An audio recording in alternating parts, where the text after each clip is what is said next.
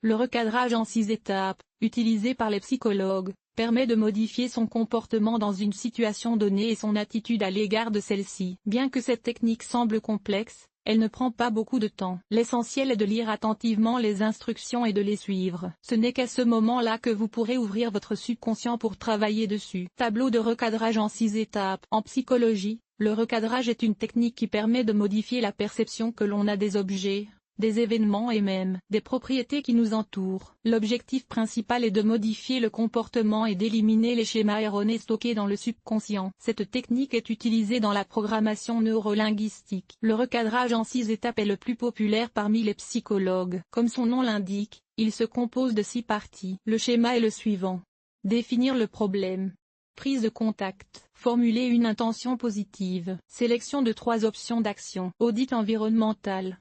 Prise de responsabilité. Chaque étape a ses propres caractéristiques. La technique de recadrage en 6 étapes consiste donc à travailler avec le subconscient, ou certaines de ses parties. Comportement indésirable. Tout d'abord, vous devez identifier le problème ou le comportement indésirable. Il n'est pas nécessaire de le formuler. Imaginez-le ou ressentez-le. Donnez-lui un nom en utilisant des lettres, des chiffres et des couleurs. Il s'agit du comportement X. Essayez de traiter X de manière neutre et impartiale. Bien sûr, cela peut être difficile à faire, surtout parce que cela vous met mal à l'aise. Mais n'oubliez pas que tous les adjectifs que vous voulez lui attribuer sont des jugements de valeur. Cela peut entraver le recadrage. Il y a une autre nuance. Tous les problèmes ne peuvent pas être résolus en changeant d'attitude à leur égard. Dans certains cas, cela est nécessaire. Dans d'autres cas, c'est le comportement lui-même qui doit être modifié. Entrez en contact avec des parties de la personnalité. Ensuite, vous devez établir un contact avec la partie de votre personnalité qui est responsable du comportement de X et vous devez la nommer, disons A. Vous devez nommer la partie de votre personnalité qui est responsable du comportement de X et vous devez la nommer. Convainquez-la que même si elle est responsable du comportement qui vous choque, vous l'estimez et n'avez pas l'intention de la rejeter. Posez la question, est-il prêt à me parler dans mon esprit? Notez vos réactions sur le moment. Souvenez-vous des sons, des sensations et des sentiments. Choisissez parmi eux un signal de communication. Demandez ensuite à la partie les signaux indiquant les réponses oui et non. Exprimez votre souhait qu'ils prononcent la différence. Il leur sera ainsi plus facile de s'y retrouver dans les réponses. Si possible, demandez-leur de faire une démonstration. Partie à intention. L'action est le moyen d'atteindre n'importe quel objectif, mais elle n'est pas l'objectif lui-même.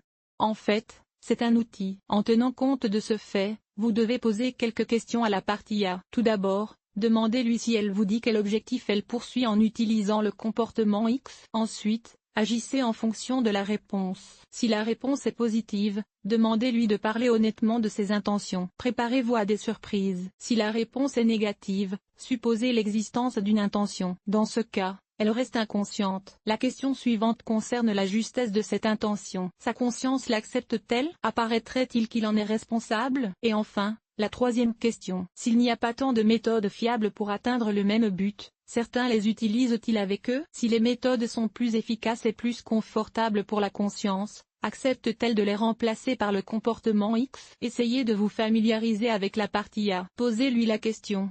Pourquoi avez-vous besoin du comportement X? Qu'obtenez-vous de lui?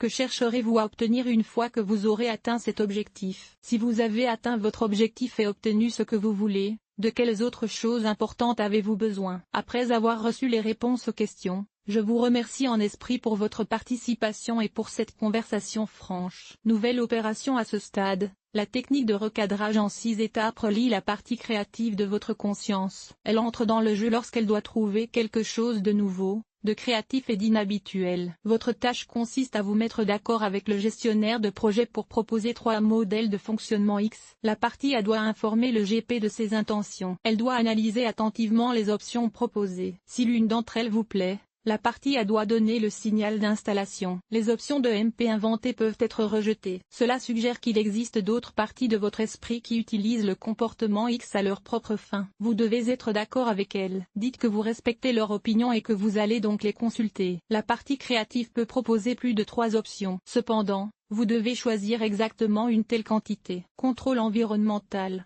La bonne exécution de cette phase de la reconfiguration en 6 étapes est cruciale. Vous devez décider si les options proposées par le MP vous feront du tort. Si le psychologue utilise des techniques au cours de la séance, Vous devez comprendre si le nouveau modèle comportemental nuira au client. La question qu'il convient de se poser est donc de savoir si toutes les parties de la conscience sont d'accord sur l'option consistant à remplacer le comportement X. Si tout va bien, vous pouvez passer à l'étape suivante. Et que se passe-t-il si quelqu'un proteste? Vous devez rassembler toutes les parties qui protestent et les renvoyer au Premier ministre. Ils doivent dire qu'ils ne sont pas satisfaits.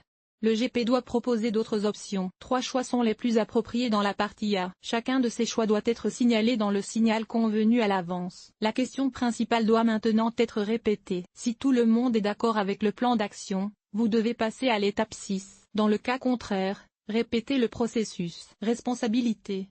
Lors de la dernière étape, la partie A doit déterminer si les participants sont prêts à assumer la responsabilité de l'utilisation des 3 options sélectionnées pour remplacer l'opération X. Si ce n'est pas le cas, il faut leur demander s'ils sont prêts à assumer la responsabilité des 3 options sélectionnées pour remplacer l'opération X. En même temps, il est important de leur rappeler qu'ils sont plus efficaces. La réponse est généralement positive. Cependant, A peut répondre négativement. Il peut y avoir 2 raisons à cela. La première, vous n'étiez pas au courant du désaccord. Le point 4 doit être répété.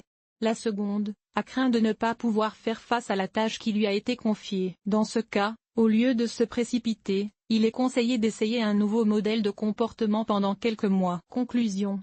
Le recadrage en 6 étapes permet de modifier à la fois la pensée et le comportement. Mais n'oubliez pas que rien n'est éternel. Il est impossible de changer pour toujours. Il se peut que la situation change tellement que le comportement choisi ne soit plus efficace. Dans ce cas, les 6 étapes doivent être répétées.